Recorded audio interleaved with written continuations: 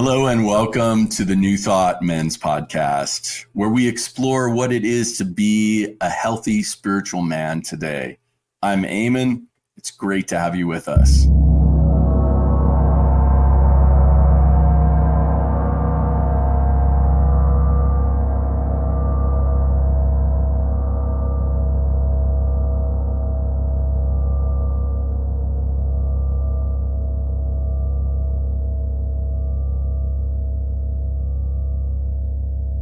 Hello and welcome to the New Thought Men's Podcast. I am Eamon. I am here today with Reverend Dr. Robert Brzezinski. Robert, so great to see you. Great to see you, brother. Thanks for having me on.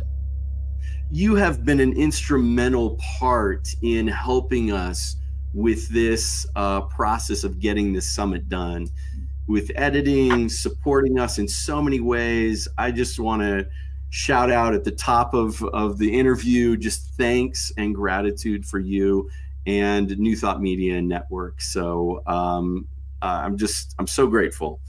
But let me share a little bit about you with the people who might not know you as well as I do. Robert holds a master's degree in consciousness studies from Holmes Institute and a doctorate of divinity from Emerson Institute. He is an ordained minister of religious science and considers himself a lifetime student of transformational leadership. He currently serves on the board of the affiliated New Thought Network, ANTN.org, and recently joined the board of the International New Thought Alliance, newthoughtalliance.org. You can find both of those there. They're wonderful organizations, as well as his own.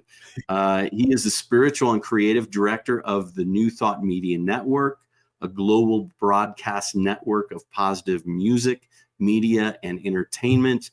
And you can find our podcast there as well. Yeah. So it's ntmedia.org. ntmedia.org is where you can find more about Robert and the amazing work that he is doing for our community of New Thought. Your talk was on, for the summit, was on optimism. And I love that because it always feels like we really are the optimists in the world. We are the positive, high vision holders. Like, oh yeah, okay, there's so many people that have the mindset of what could go wrong, and that's a valid mindset, of like what could go wrong. But I think our brains are wired to look at the what can go wrong due to our survival instincts. But it takes some rejiggering of the wires up here to truly come from an optimistic perspective in life, and from our own experience within ourselves, within our own mind, within our own hearts, within our own bodies even. Yeah. So share a little bit more about optimism. And again, thanks for having me on the program, Eamon, because it's always a pleasure to get a chance to talk about these issues and these ideas and these concepts in a way that gives us some freedom. We're not exactly tied to a 10-minute experience here or anything like that. So that makes it really, really fun. And I think you're hitting on exactly the key of it, the core of it. It's rather easy to go down the negative road. It is so easy to, oh, bleep, that didn't work. Or what in the heck are you talking about? That's not possible. You can't do that. Or life is hard, right? And I don't want to throw anybody's parents under the bus, my own especially, because they might hear this podcast someday. And yet so many of us were taught, and I think we'll talk about this a little later in another part of this interview, many of us were taught rather limiting beliefs as youngsters. And life is hard is one of those. We also get the things that, money doesn't grow on trees. but it's made out of trees. Wait a minute, right? We get these mixed messages about what life can or quote should look like. And again, it's so easy to go down the road of the negative, that this isn't working, this is broken, oh poor me. And what I've learned in just over 20 years in this philosophy is that what we think about, we bring about. And if I give that thought real power by voicing it, then that's what's going to happen. And so I believe we have to stay on the side of optimism. And I'm reading a newer book that kind of deals with this in one way and another. And the author, the premise is that we have to take the challenges that come our way and transmute those into an empowerment for ourselves, something that calls us into a new way of being. Optimism is the key to that. I'll give you a quick idea, a quick example of that. Many years ago, and I share this a little bit in my talk on the, as part of the Men's Summit. So anybody out there that hasn't seen that, you want to go watch that. Many years ago, as a young man, I was in the restaurant industry, and I consistently looked for what would go wrong. Who's going to screw up my day? Who's going to get in my way? Who's going to do this that'll impact me? And there was never a sense that, hey, wow, today could be a great day. Today could be the perfect day. And so in my early explorations of this philosophy, I took on an idea that said, what if today is just another day in a long series of really great days? And now, again, our traditional training wants to say, our ego wants to say, yeah, that ain't possible. You can't do that. There's no way. Today's going to be another crappy day, or whatever it might be. But I found that if I woke up every day saying, today's another great day in a long series of great days, if in the challenges I face, whether that's right now I'm kind of in a tussle with an internet company, with a technology company over a few $100s. And if I approach those phone calls with, what a terrible, no good, rotten company, well, I'm probably never going to get my money back. But if I can approach that from the sense of an optimistic perspective, today's another great day in a long series of great days, and it would do really well for that money to be back in my ministry's bank account, well, then I've got a much greater opportunity to help that company see that truth, rather than stick to perhaps their corporate letter of the law and say, no, sir, we're sorry, we don't see it that way, and we're not going to do anything to help you. Yeah. It's interesting when we go into, the neuroscience of it and look at the brain and how it's wired. I mean, we're really wired, right? Fight or flight, fight, flight, or freeze. Yeah. So we're really wired to look for those negative things that we're on the lookout for. Like, okay, is the saber-toothed tiger coming over the hill? I actually had a black bear up here at my house yesterday. It was so great, but they don't want any part of us. But the point being, it's like we really aren't in that anymore. I mean, yeah, it was a black bear, but it saw me and it just took off. It wants nothing to do with it. And we, in general, we aren't under immediate threat like that anymore. For the most part. Now, not saying that there aren't those out there in the world, but there are.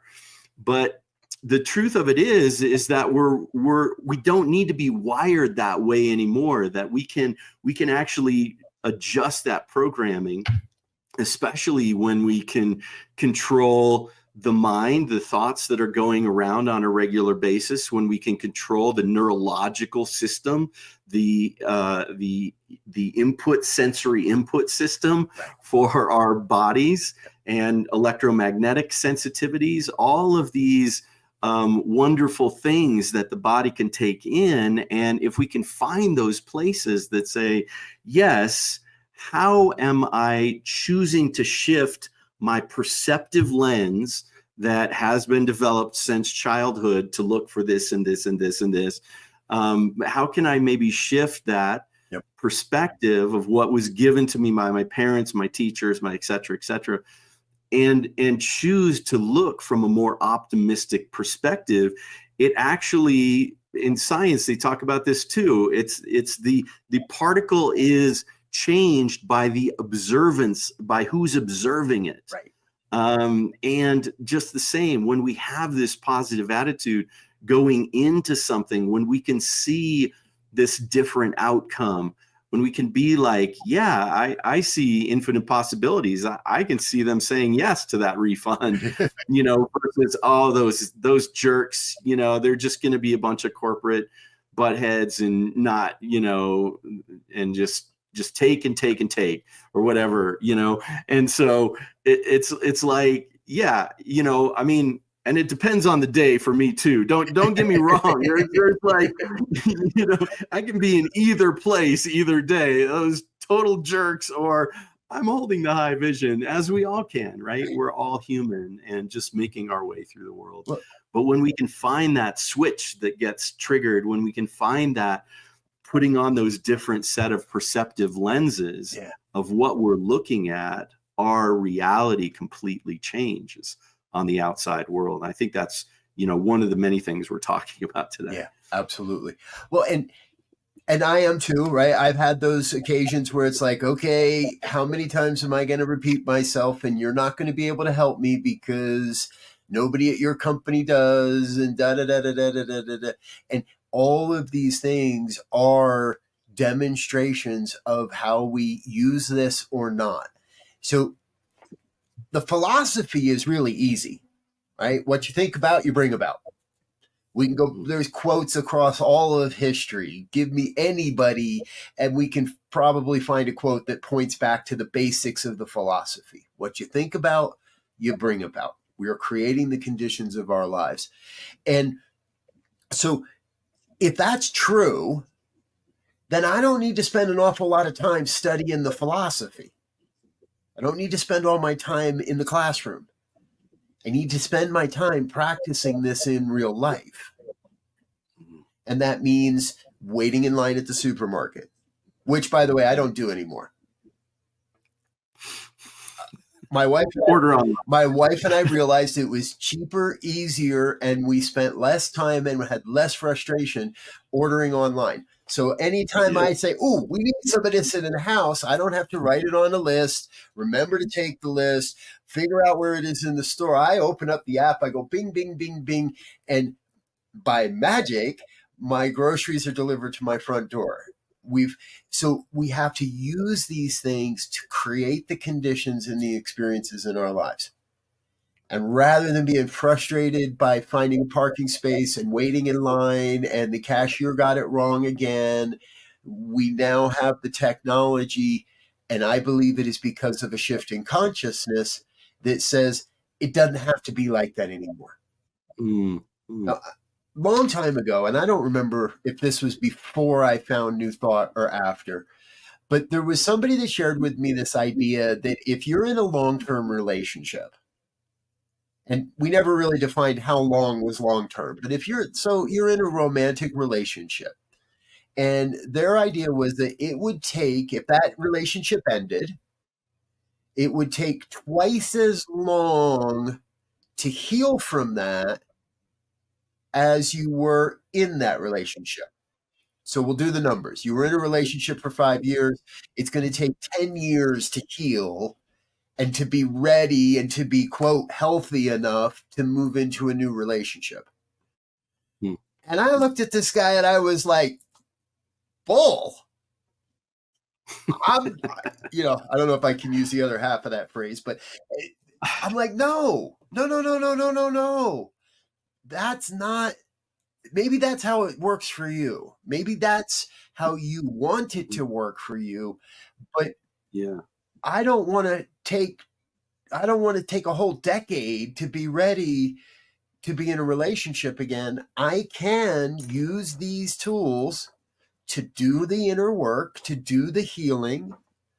And Mm. we do know that if I don't take that time, if I don't take some amount of time, then I'm probably just going to attract the same exact experience in a different person, or with a different face and a different car and a different bodysuit.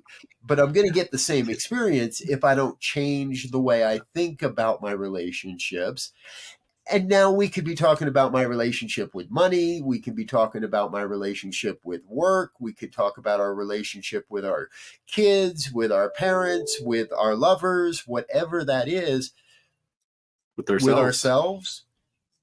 Yeah. When I do the work, this philosophy doesn't put restrictions on how long it's going to take for that work to heal, for us to heal, to be ready for what's next. And that's it. Like, I mean, it's Yeah. self-imposed.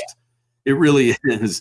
Like, if we choose to do the work and heal from the relationship, who's to say that can't take it? It's worth taking a little while to reflect and to look at it, and to, go get some therapeutic help, talk with friends, get the wisdom from it, because I think that's the thing. Relationships are, I think, different in a lot of senses these days. In that, for me anyhow, in that I get so much wisdom out of them that I don't want to miss out on the gold. Oh, what was that person bringing into my life? Oh yeah, that's so awesome. And making sure that I can integrate that blessing that they've brought, or those blessings, truthfully, many blessings they've brought into my life, and to appreciate that, and then be able to say, okay, yeah, I feel like I've done that. I've done the work. I've worked on myself a little bit. I'm ready. I'm ready. Put me in, coach. I'm ready for the next one. Next learning experience. Exactly.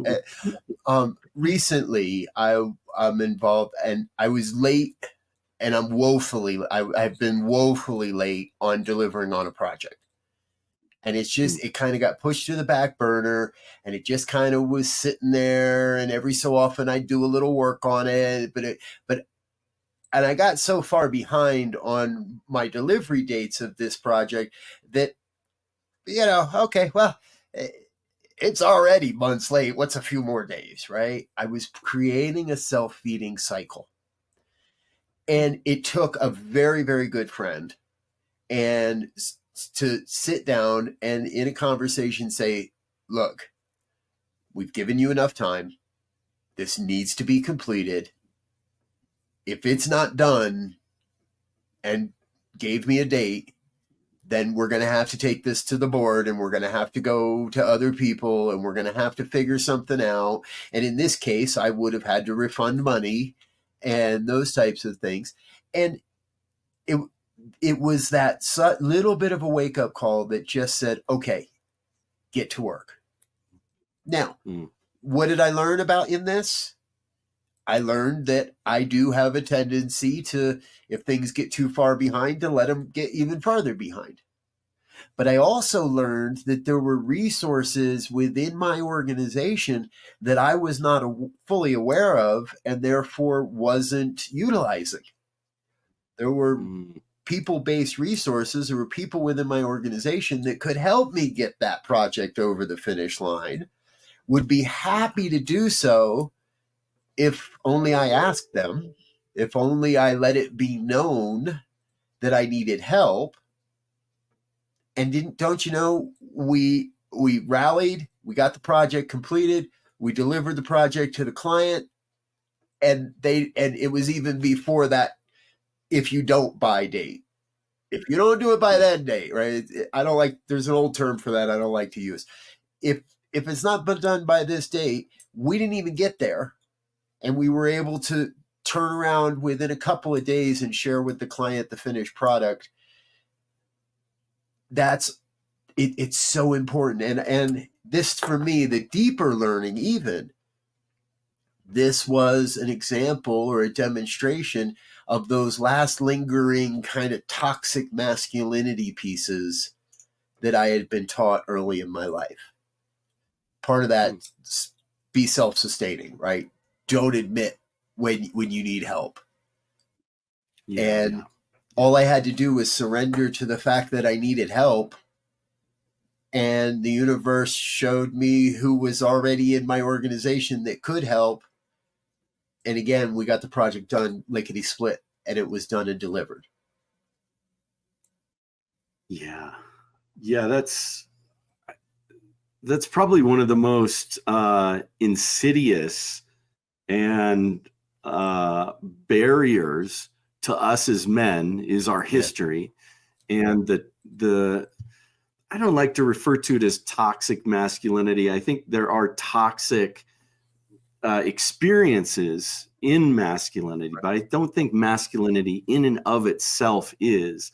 I think it sends the wrong message to us as men that masculinity is toxic. And it feels that way sometimes when we look around and even look at some statistics and like the violence that's perpetrated by men. Mostly like 90%, the sexual assaults, the ruining, the negativity, the hate, I mean, we just look around the fascism that seems to be going on rampant right now in our society. All of this stuff, for sure, toxic stuff, not helpful at all. But masculinity needs to reinvent itself. And I think that's one of the things that we're attempting to do, is to be like, hey, there are plenty of wonderful and amazing men out there. And there are also some that are really bad and should be locked up. And there are so many things about men and masculinity that are misunderstood, I believe, and that simply through wisdom, simply through tools, education, talking, sharing, having support, we get to work through those things. And I think it's sad that literally, almost half of the population has been stunted on an emotional level at a really young age. Like at a very young, at a developmental age. And then we see the dysfunction that shows up out of not being able to process emotions, not being able to deal with emotions, not being able to be our full embodied self. Sorry, caveat. But I think it's an important thing to speak about when we're speaking, especially for us as New Thought, having this optimistic and positive attitude in life of how we see things and how do we label things. It's important to label those actions that are toxic as that, hey, that's unacceptable. And I think our society is doing a great job of transforming itself and saying, yes, you're right, that is unacceptable and that's unacceptable. And we need to respect everyone across the board. We should all be equal and get paid equal and be respected equally, regardless of our gender, our sex, our, preferences, our, the color of our skin, for goodness sake. But to be able to really, it's easy for us, right? In science mind. New Thought. It's like, oh, I see spirit there. I see spirit there. I see spirit there. But and I love this about us. And then we get things like somebody with a gun, and I get attacked online occasionally for when I make a stand and say this is unacceptable. This is no longer acceptable behavior in our society. And people attack back with, well, if you believe in oneness, then you've got to believe that it's all good. No. It's not how it works. It's not how it works. You are not understanding how that works. And that's why the phrase that I love to use, deeply we are one. Yes. but this Mm, person's not mm. acting from their deepest, highest, best. This person is Yeah, acting they're from the acting from their wound. surface, from their base instincts, from their unhealthy conditioning and their unhealthy belief systems, and I can't call that good. And I can't Yeah, say that it that's has deep. a place other than to cast light upon where we as a human species still have room for growth and healing. Mm, yeah, yeah, yeah. That's deep pain and deep trauma typically, Yep. and being isolated. Right? You talked about those attributes of the lone wolf. We call it the lone wolf syndrome in Yep. men's work, where we've got to be the guy who does it all and can shoulder it all, and everybody can tell him their woes, and he can go off into the wilderness and come out with barbecue, or I mean, just all the Yeah. things, right? That I'm the man, to be called the Right. man. And How to be a and manly it man. is Right, manly I'm a man, manly yeah, man. all of Wait that a stuff. minute, come on, let's tone down that type of aggressive rhetoric and get to more of that place of understanding and embodying our oneness. Yeah, the holistic Yeah, self, the whole self. exactly. That part of us that would recognize, hey, I'm having trouble here. I want to kill somebody, and I think we've all had that feeling, in a moment of upset, of like, oh, I'd like to kill that Yep. person, But then there's actually people who are out there like, I want to kill people, and I think that's the piece. That's not something somebody just woke up someday and decided.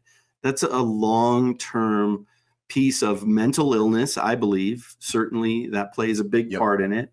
But also social isolation and true connection with other people. When we're in men's groups, for me, there is that healing that happens. There is that communal blessing that happens. There is that experience of our oneness, our wholeness, our interconnectedness. That is a beautiful part of life, and to feel that, and it makes me sad that some men don't get to feel that in their life. They don't get to have a group of people around them that they say, "Oh, I love these guys. They're my best friends. They're my bros. They're the guys who I can tell anything to."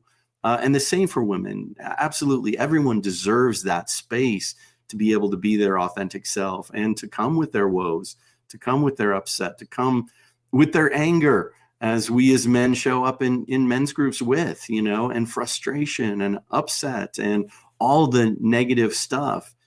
And that's what I love about this philosophy, is that in being around people of that higher mind, of that optimism mindset, that our mind actually entrains in that understanding. I think that's why classes, live classes, can be so great. Is you're in that energy of it, Right. right? And it's literally helping rewire your brain and change your perceptive lens, and change the heart, change the experience of the body system as well, and how all that interplays with each other and feeds on itself to either uplift us or to spiral us down, and bring us to a place of real challenge and struggle, which it's present in the world right now. We're not in denial of that, but I think this optimism is the place, is the salve, is the healing, is the blessing that our society is really asking for on so many levels. I'm reminded Um, of an old phrase that, right, and this is a great optimistic phrase: everything works out in the end. And so if things aren't mm. working out, it definitely means it's not the end, right? Yeah. It's okay if things aren't working out. If there's cracks in the system, if there's places where I don't see it, or if there's places where I still feel broken or separate, that doesn't make anybody a bad person. That doesn't mean I'm not living this or practicing this, or it means that I still have, I'm not done. I still have places where I can grow, where I can come to a deeper understanding. And I want to shout this out to you specifically, because I'm fairly new to the whole men's work piece.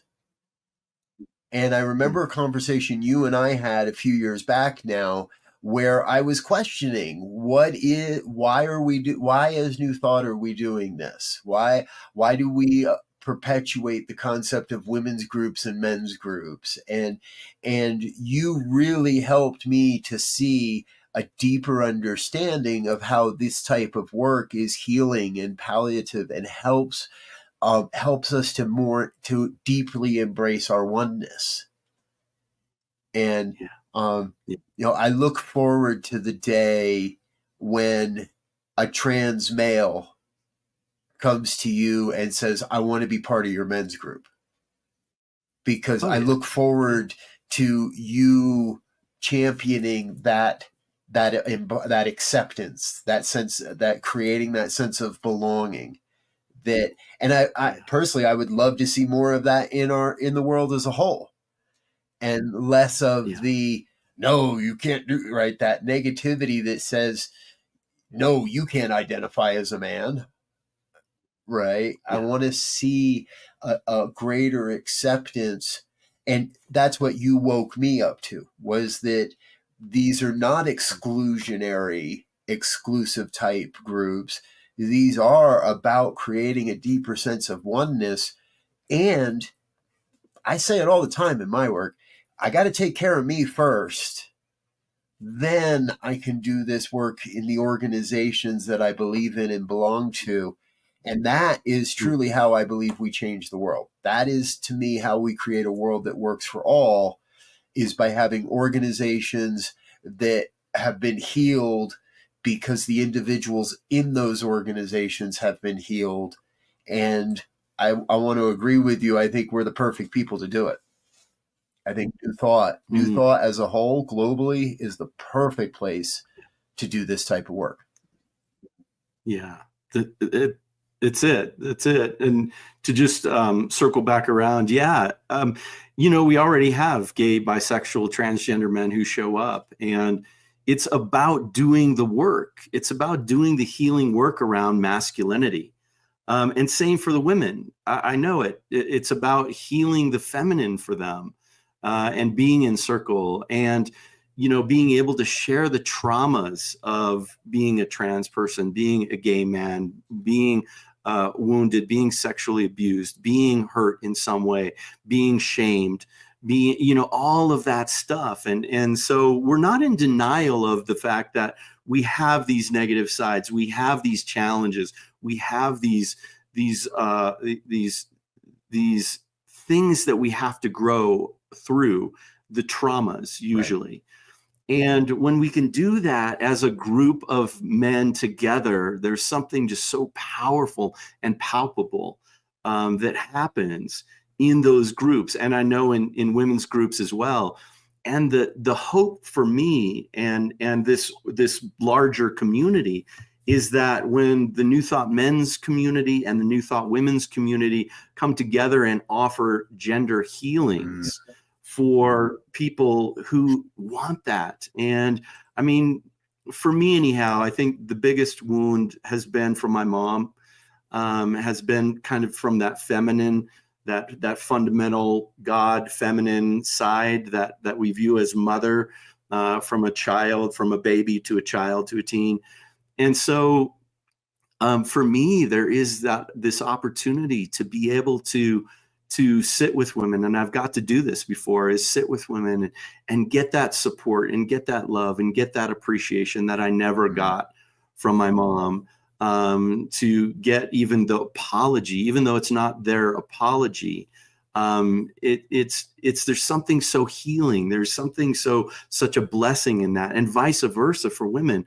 I mean, the amount of damage that has been done by men in the world, and just in this era, not even going back into history, is horrible. It's atrocious. It's so damaging and traumatizing, that we need to go through and heal that stuff. We need to be able to do the healing work, in for women and for men, to be able to come together if there's any hope for us as a future of stepping forward together, addressing the inequality that happens, addressing the issues around racism, addressing all of these major issues that are showing up, because we're ready. We're ready as a society to go to that next level. We're seriously entertaining that idea of what's the next spiral here.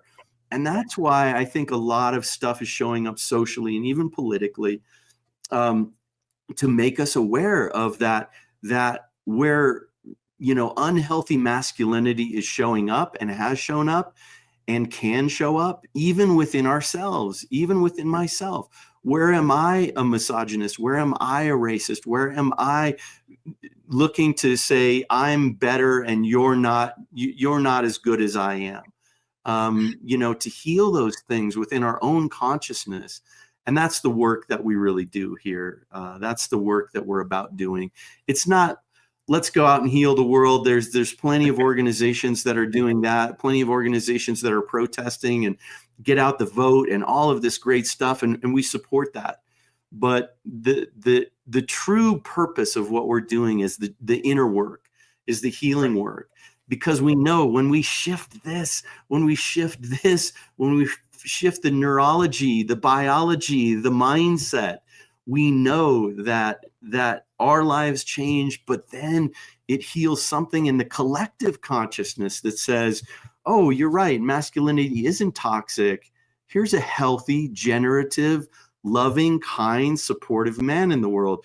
And not that he can't get angry, and not that he can't have his moments, and not that he can't, be human, because we're all that still until we transcend these bodies. But that we do really try, and we do want to try and model healthy masculinity as best as we can for ourselves, for the men around us in our circles, for the young men who are coming up into this.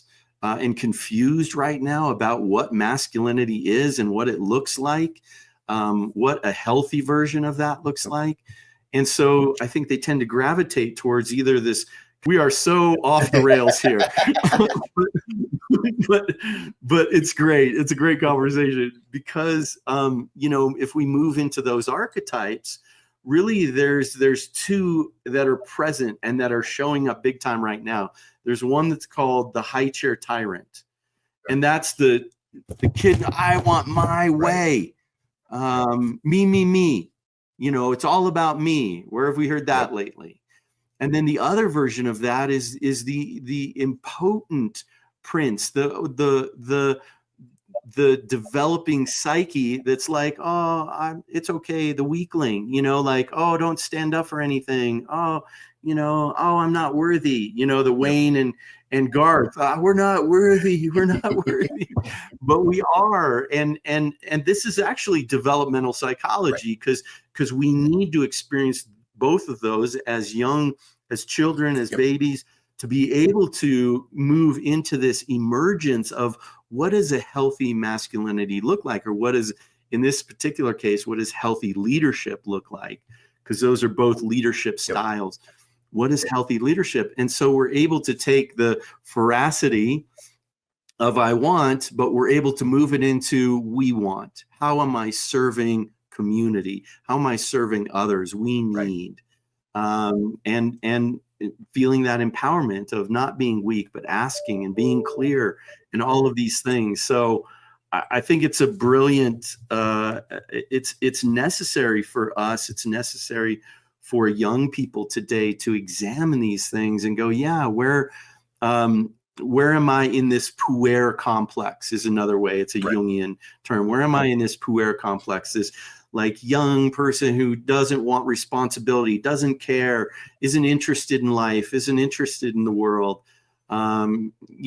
versus the cynics, this old, the elder, the old man, the wise old man who has, lived life and experienced these things and knows the value of being in the world and giving back to the world and being a part of that.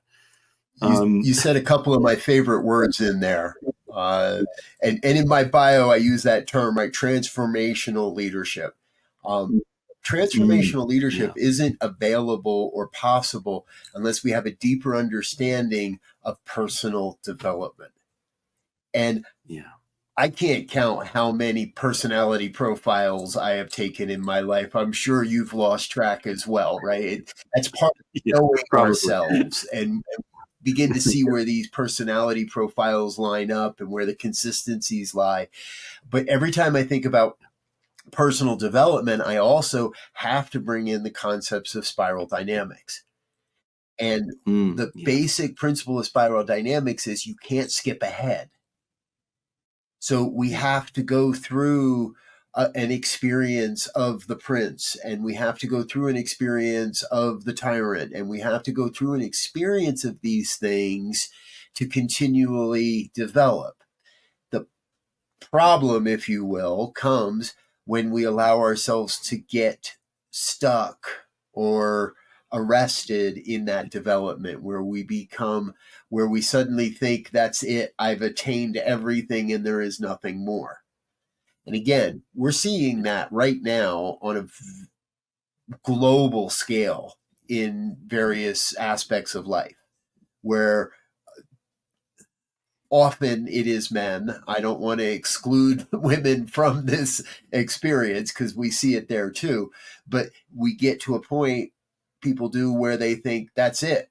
I'm all there's going to be, and this is the way it's always been, and this is the way it's always going to be, and I can't develop any further. But I don't believe that. I believe we are constantly developing as we desire, as we allow. It's only when we put our foot down and throw down an anchor, if you will, that we can't move forward. But that's a personal choice. I can pull up that anchor at any time. I can say, and I think this is part of the way forward, is being able to say, you know what? My thinking has evolved on that subtopic. Yes, maybe I did say that at one point. Yes, I believe that at some point in my life, because I had to go through that developmental process, but I didn't stop there. And now my thinking has evolved, and my thinking is different, and therefore I'm having a newer, better, different experience of life. Yeah.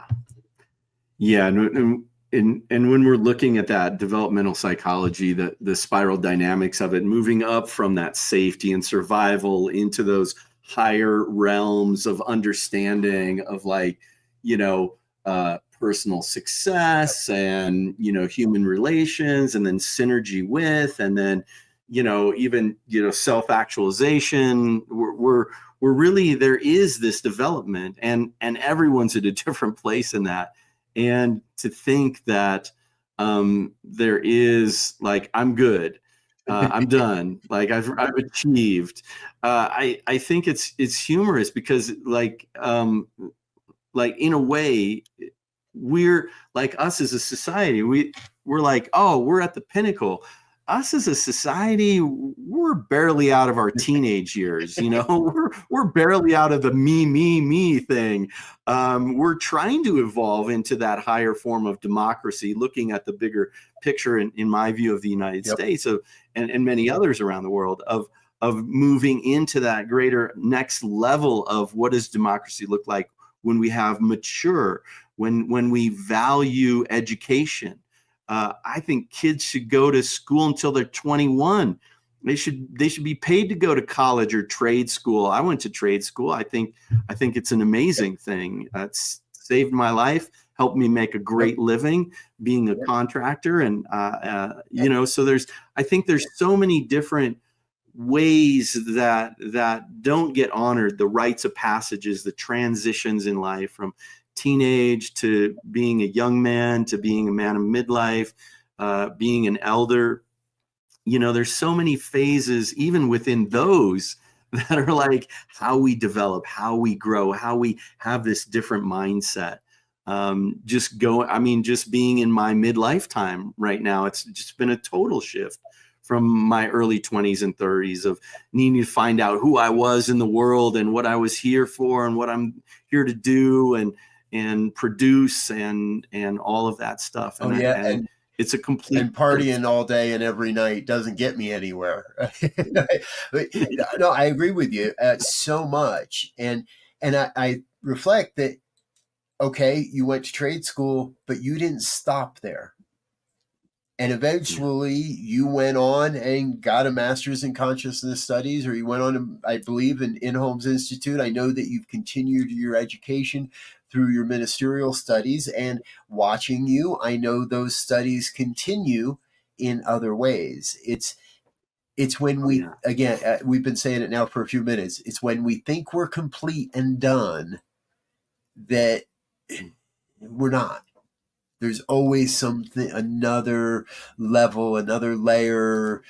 We can peel back another layer on the onion. We can turn another page in the chapter. We can come up with another metaphor that says this, right? That there's that, to me, is the real excitement about living is I'm not done yet. And I trust that for myself, when I get to that last stage where I am looking at my own transition, and I will know that my transition is imminent, I'm still going to be saying, but I'm not done yet. I got more. Let's keep going. Yeah. And undoubtedly you'll spiral up, Robert, into the next great expression of who you're going to be. At least that's what Ernest Holmes says. I love that. And then I'll get to look at a whole new dimension and go, cool. Now what do I get to do? Yeah. I don't have a body anymore. I don't have those human limitations or responsibilities. I can be pure consciousness. And what does this pure consciousness get to do in the universal one, in the wholeness of life, of everything? Yeah. It's beautiful. And not that we can't take pauses on those transitions and those times. There'll be times when we're not as growing as much. There will be times when we're focused on different things. So, there's no guilt. There's no shame, just so we keep doing it. I think for me, like you said, like I was comfortable as a contractor. I created 3 businesses in construction over 30 years. And I was very comfortable, and it supported my spiritual growth, which was always my focus. I mean, I loved helping transform people's houses, but I loved spiritual exploration, and I've done it my whole life. But when I chose to go back to school as a neurodiverse person who has, issues with numbers and letters, some call that dyslexia. It was a whole new experience of like we talked about before, diving into that trauma of my youth and having to re-examine everything that I knew about education, about how I learned, about how I understand things. And so it was very much the process of not only healing the pain that dyslexia had caused in my life and in my upbringing and throughout my whole school career, but to not only get those tools and some support in a new way, but to realize, there is this creativity in me. Other people don't think like me. I have a unique brain, and we all do in different respects, but I literally think differently than others. And when you examine it, it's like, there's like some ridiculous statistics. It's like, I think, and you can never trust dyslexic with numbers. So just know that. So I'm just going to throw out some numbers. I think it's like 50% of millionaires are dyslexic. Entrepreneurs, like 60% of entrepreneurs have a neurodiversity of some kind. It's just like a ridiculous amount of, when I started looking at it, it's like, wow, these are the game changers. These are Right. people who are making a difference. And not that other people weren't, but there was something about thinking differently, and to view that as a gift rather than a deficit was like, oh, it was like flipping a switch. It affected my self-esteem. It affected my outlook. It affected how I felt about my gifts that I was here to give to the world. The whole 9 yards, just across the board. I would say it's my core wound that I'm here to heal. And anytime we touch into that core wound, it's like, oh, okay, what gifts do you have for me today? It is that, it's constant peeling, and it's there for a reason, because it is there to signify this is your gift.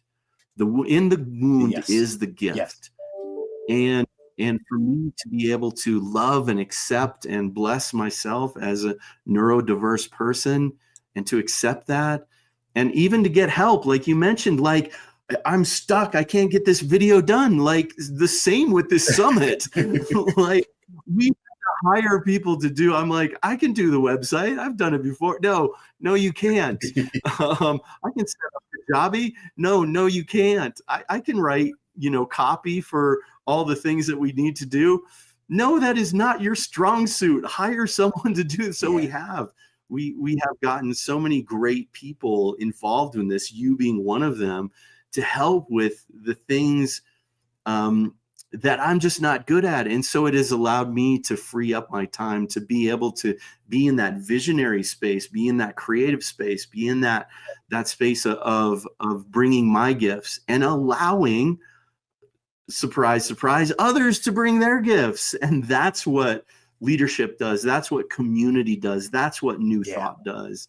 It brings us together. It enhances our strengths and our gifts and our genius and our brilliance, our luminosity. I love that term, luminosity, because that's how we get to show up, because we don't need to do all the things that dissipate that. I don't need to try and write something and struggle with it. Oh, I can get this. No, it's just not, that's not my thing. Somebody else can do it in 5 minutes. Great. Hey, great. Yep. And so that's what we've been able to do with this summit. And that's the continual learning and the continual change. Like, I like my comforts. I like the way things, I like my home the way it is, and not to move too much stuff. Change can be stressful. And yet we're being asked to change. Our society is changing, whether we like it or not. Our lives are changing and evolving. This thing within me that says, hey, men need this kind of support right now, overrides my desire to be an introvert and to stay up here on the mountaintop and just be a monk in meditation. Because I know that I have gifts and I have talents and I have experience, and I know other people who bring the same, that can help men do the healing work that we so vitally need to do. And I'm just gonna throw a statistic out here real quick. This one I know to be true: 100 or more men a day commit suicide. 20 times that attempt suicide. 2,000 men a day attempt suicide. So, and not to make light, there are also women doing that. It's by far, I think, 4 times as much for men. But these are things that need to be addressed so that men and women can get the help they need. Of feeling hopeless, of feeling like it's such a struggle, of feeling like it's overwhelming. And believe me, I have been there. You don't go through neurodiversity, dyslexia in your teenage years and all the hormones and everything that's going on. And, I was suicidal when I was a teen. It was a bit scary looking back on it. Some of the things that I did that were not healthy for me. And so, just realizing that. And I want to echo, right? That's why this work is so important. That's why this work is so vital, because it does save lives.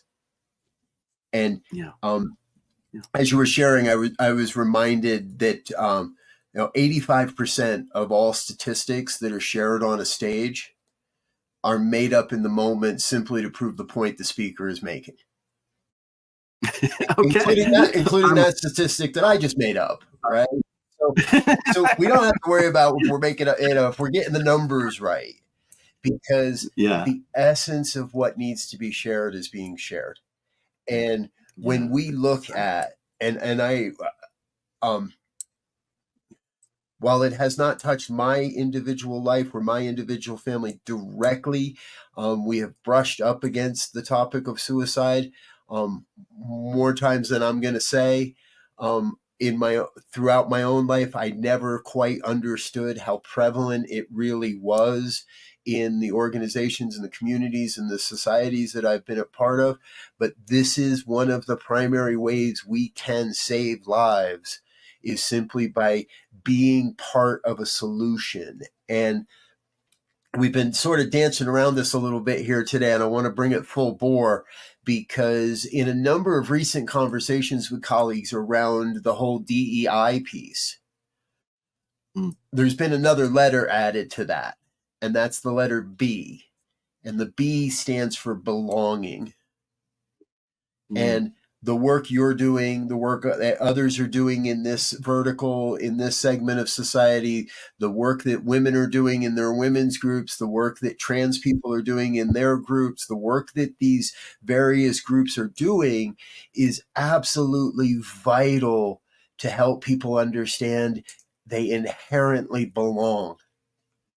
I don't have to prove myself to belong. I don't have to go out and earn a certain amount of money to belong. I don't have to have a car to belong.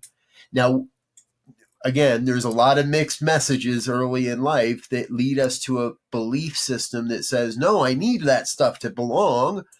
You don't need the secret handshake or a special pin on your lapel. And any organization that says you do, I would personally run from very quickly.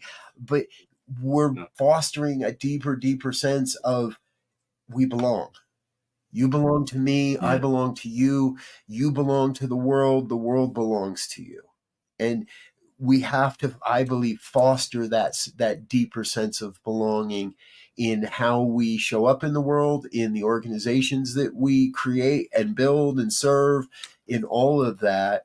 And again, I want to say, I think you personally are doing an amazing job of that with the New Thought Men's community. It opens the door to true and authentic belonging, and that's saving lives. Yeah, absolutely. It is. It's about getting people in a group and being able to share our stories, right? And to talk about the things that challenge us, to talk about the things that we struggle with, and to talk about to share our successes too. Statistics. I'm probably not going to get these right, but statistics say, it used to be like 20 years ago, people had 4 friends, and now it's down to 3 friends 20 years later, and one in 15 people said they had no good friends, no close friends. And that's the worrisome statistic.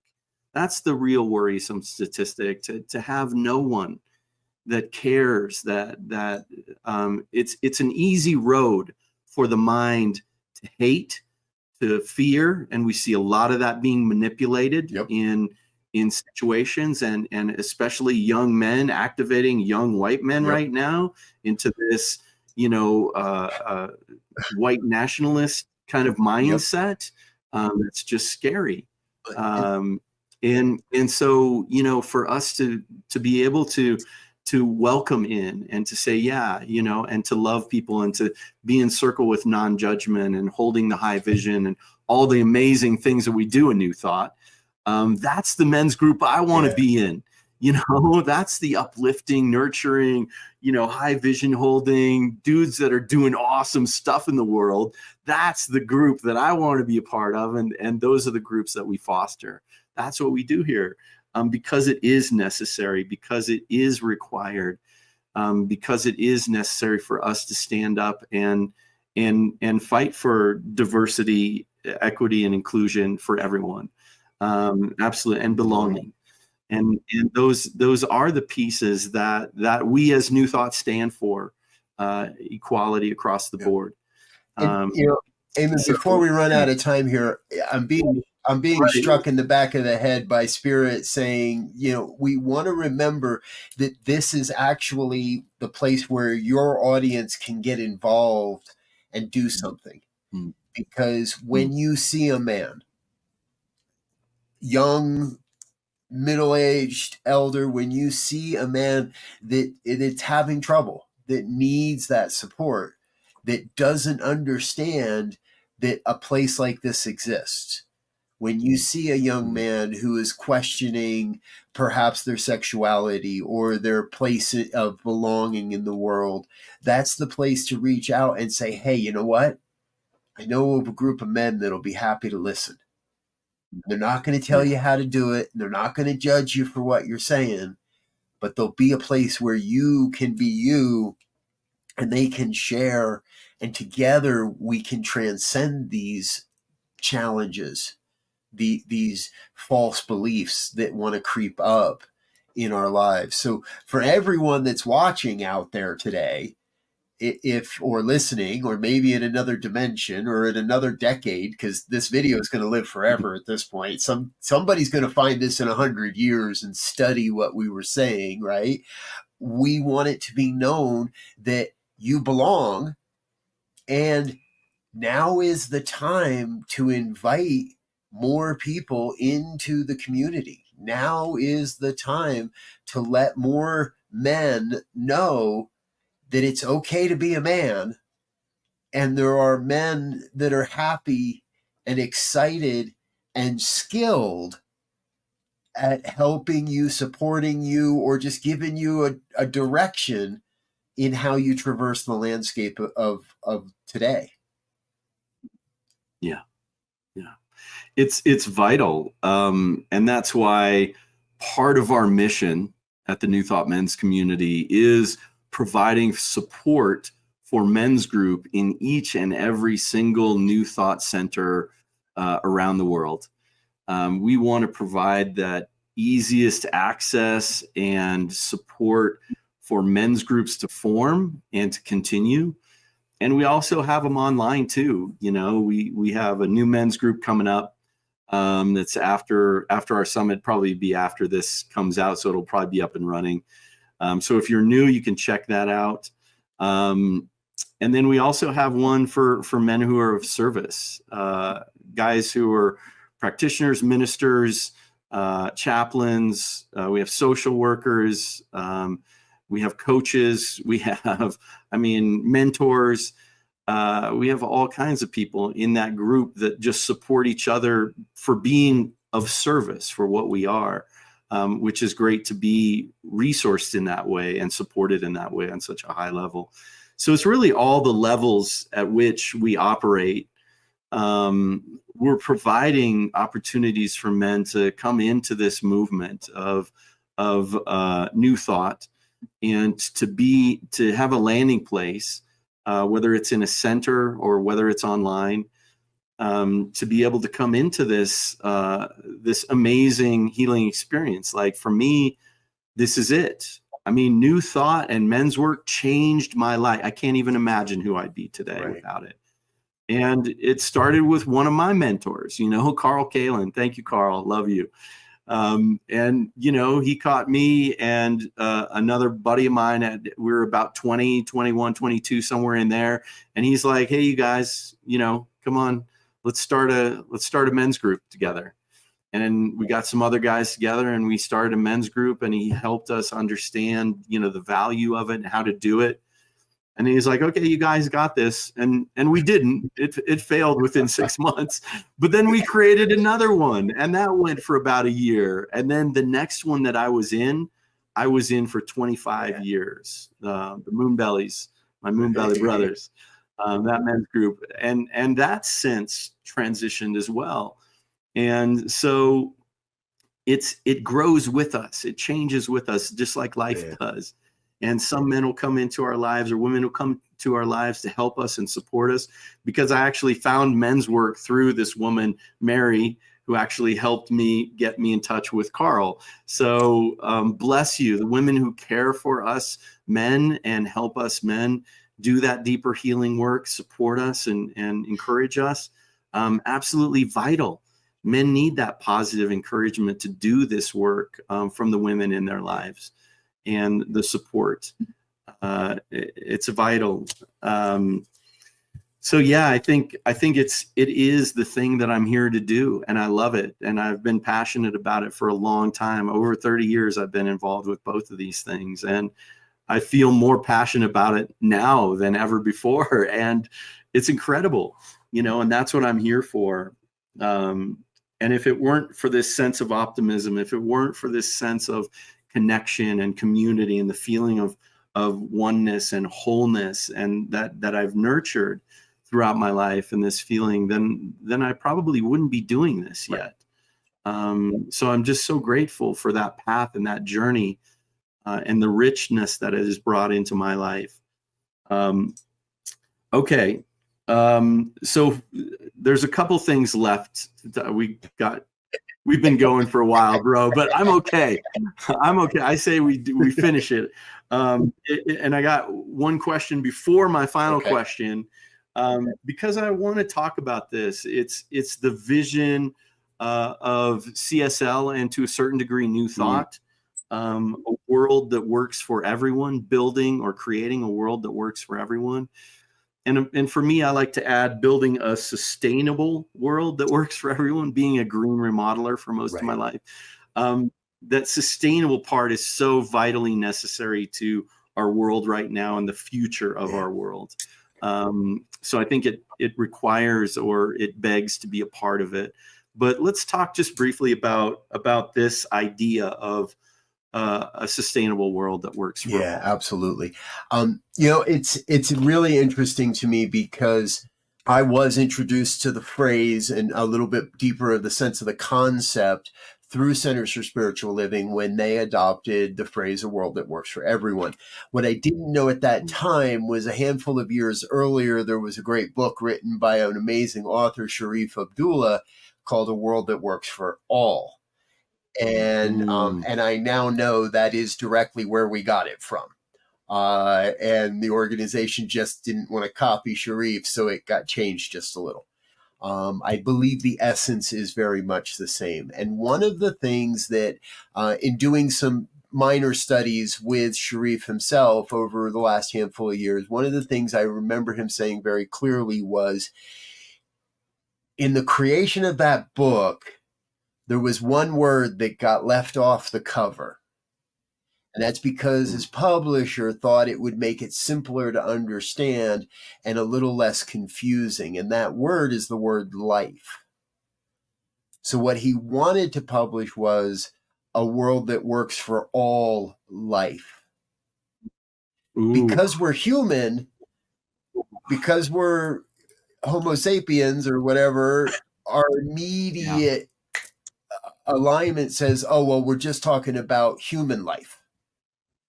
But your piece to sustainability, to me, is inherent in the phrase, because we cannot create a world that works for all of life if we are not also using sustainable building practices and other sustainable practices.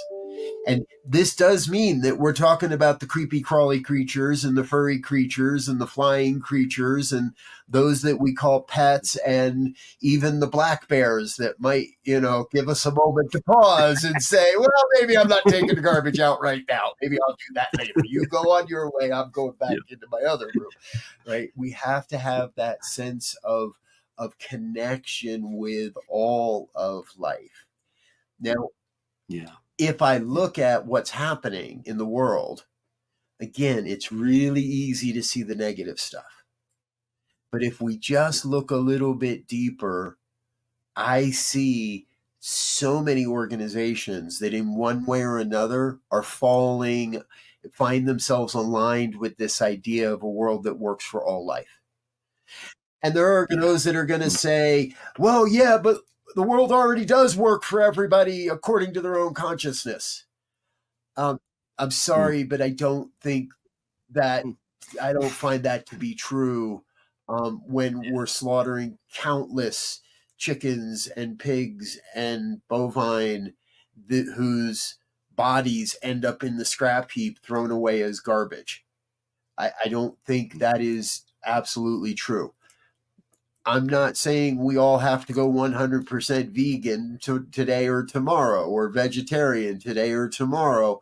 I do believe that in the oneness of life, there are animals that understand, that have some level of, if you say animals don't have consciousness, I just invite you to come hang out with my dogs for a couple of days. They are very conscious of how they pound the table or demand their food or not, or when, right? Yeah, You right. know, there is a level of For sure. consciousness there.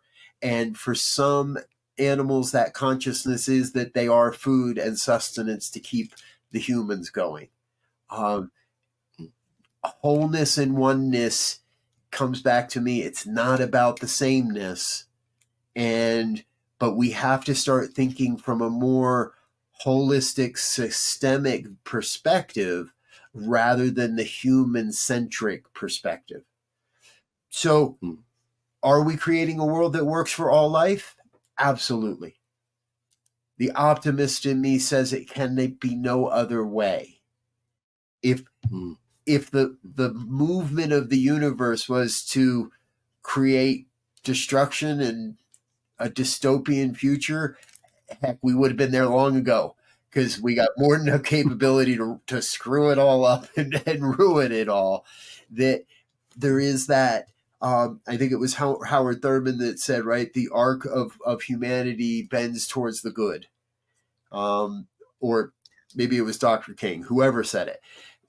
I still, I Somebody still brilliant. believe that the Yeah. arc of life bends towards more life. And Yeah. so, whether it's Centers for Spiritual Living, or the Affiliated New Thought Network, or the International New Thought Alliance, or the Universal Foundation for Better Living, or Unity Worldwide Ministries, or Divine Science International, or a host of other amazing organizations that are out there, more and more and more, we're all kind of coming, lining up behind a North Star that says we Yeah. are creating a world that works for all life. Yeah. Yeah. Yeah. I see that, believe that too, for sure. Um, I'm throwing all kinds of statistics out there Good. today. Right on. But in reference to the animals, there are 8 billion of us, and I believe there are 10 times that, like 80 billion animals for food Right. for us. So, and it's true, guys are more meat eaters. Like, I think that's statistically proven. And so, for us to even, it's not a matter of just becoming a vegetarian, or maybe it is for some, or a vegan. But for me, it's just been more consciousness. Like, I don't eat as much red meat as I did. I rarely eat red meat Right. anymore.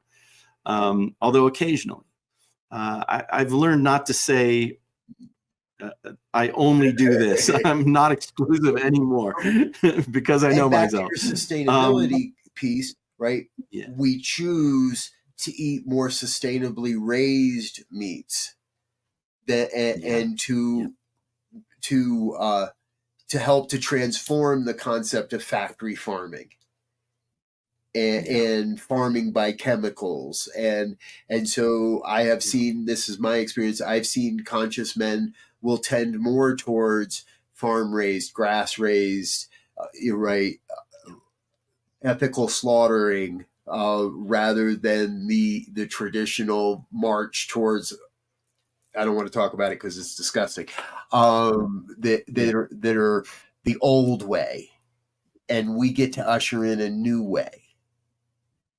yeah, yeah. That's it. Oh, a world that works for all life. Wow, that was the piece that I was missing. I wanted to put sustainability in there. I felt I had to, like, Right, to make it work for me right. anyhow. Like it has to work for us as an individual too. But I love that piece. I love that. Thank you, Robert, for that extra little bit.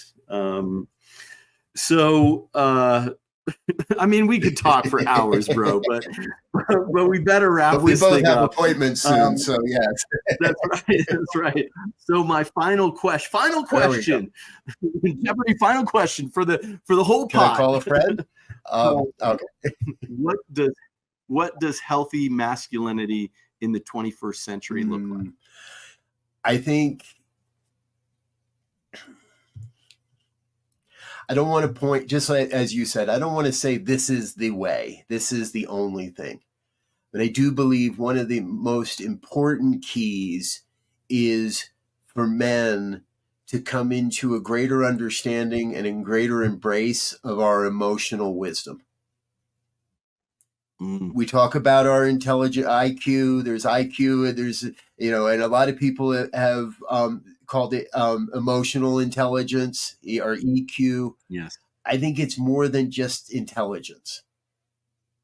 It's wisdom. And as I know in my life, as I have become more in touch with my emotional wisdom, not just a recognition that my words might hurt you, but that a wisdom that says, I'm going to rephrase so I don't hurt you. And I am going to make it okay for young men to cry and to express their emotions, even if that emotion is anger or rage or aggression. And rather than telling young men, boys don't cry, or telling middle-aged men that our anger is unjustified, to help men understand part of the holistic nature of our lives is that we do have emotions. Intuition is not just the reign of women. Men have intuition as well. We've just been trained not to trust it because it was a womanly thing, and it was less manly to listen into our intuition, and we should know the way. All that old belief stuff that worked for a while, but that I believe we are here to progress beyond and grow beyond. Now we're back to spiral dynamics, upward and outward, and we're going to second tier. But to get there, I think I full-heartedly believe that if we can better embrace, demonstrate, and nurture our emotional wisdom, that is a major key to the future of healthy masculinity. Oof. Good answer. Good answer. I've heard a lot of good answers about this one, but that's a good one as well. I'll take the points. Thank you. Yeah, take the points. You are the winner today, Robert. Ding, ding, ding, ding. Well, Robert, I thank you for your friendship, for your brotherhood, for your support in all of this, in getting our community out there more, the New Thought Men's community through the New Thought Media Network. And so grateful just for you as a human being and a friend and a brother. It's great conversation today. Thank Absolutely. You. Thank you, Brother Emmett.